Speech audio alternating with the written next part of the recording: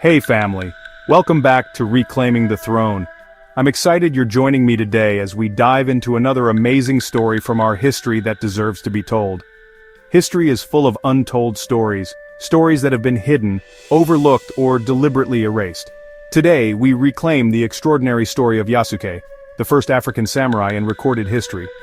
In the year 1579, Yasuke arrived in feudal Japan, a country closed to most outsiders.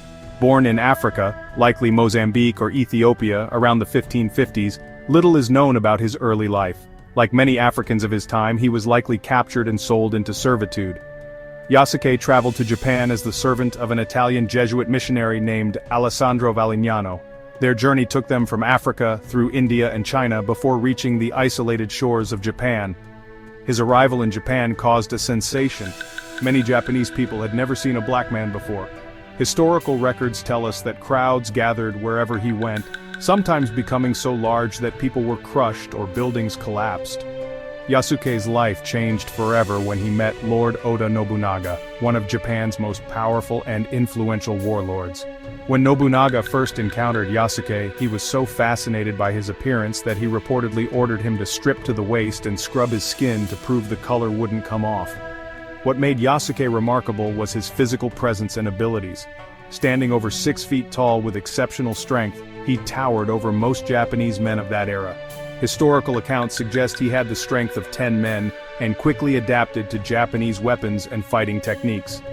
In 1581, Nobunaga made an unprecedented decision.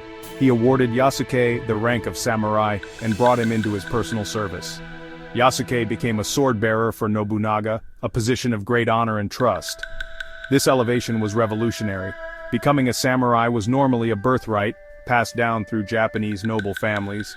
For a foreigner, especially an African, to be granted this status was virtually unheard of in 16th century Japan. For 2 years, Yasuke served at Nobunaga's side during one of Japan's most turbulent periods. He fought in battles during Japan's civil wars, dined with Nobunaga, and learned to speak Japanese fluently. On June 21, 1582, tragedy struck. Lord Nobunaga was betrayed by one of his generals, Akechi Mitsuhide, and forced to commit seppuku ritual suicide at Honnoji Temple in Kyoto. Historical records indicate that Yasuke fought valiantly to defend his lord. When the battle was lost, he broke through enemy lines to bring news of Nobunaga's death to the heir, Nobunaga's son, Nobutada. After Nobunaga's death, Yasuke joined forces with Nobutada. But when Nobutada's forces were also defeated, Yasuke was captured by Akechi Mitsuhide. Rather than executing Yasuke, Akechi made a different decision. According to records, he declared, "This man is a beast and not Japanese, so he cannot be expected to follow Japanese customs. I shall not kill him but return him to the church." With these words, Yasuke's known historical record ends.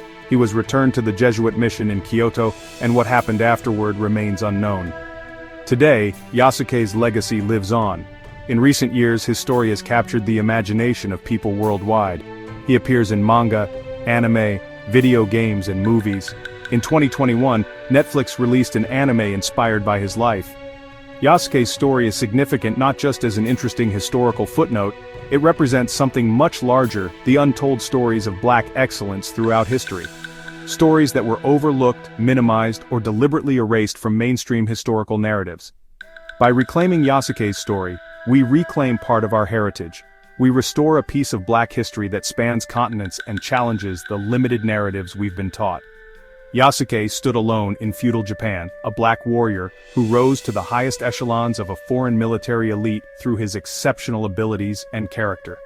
His story reminds us that black excellence and black history know no boundaries.